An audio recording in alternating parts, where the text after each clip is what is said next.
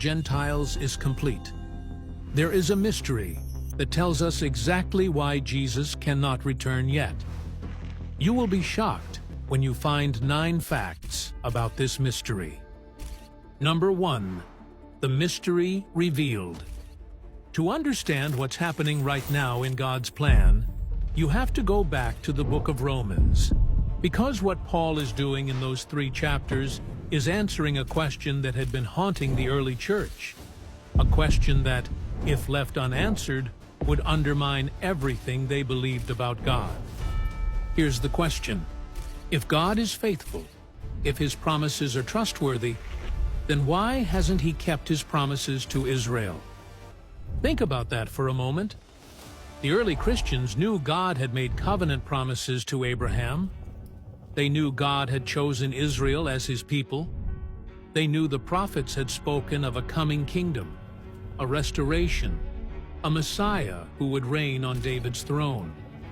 And yet, here they were, watching the majority of Israel reject that very Messiah, watching the nation that was supposed to receive the kingdom turn its back on the king.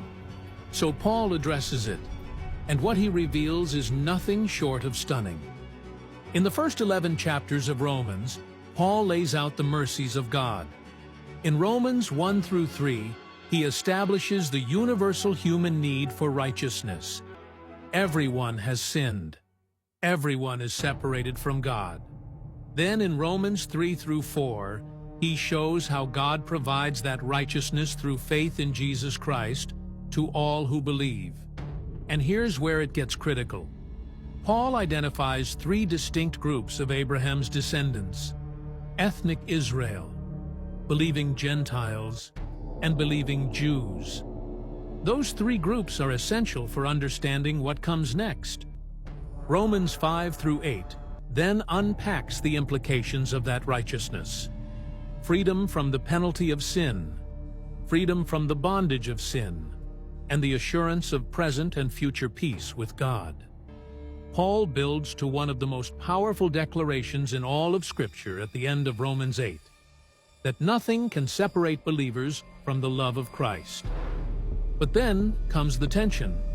If God is that faithful, if His promises to believers are that secure, then why does it look like He has abandoned Israel? Why does it look like the covenant nation has been set aside?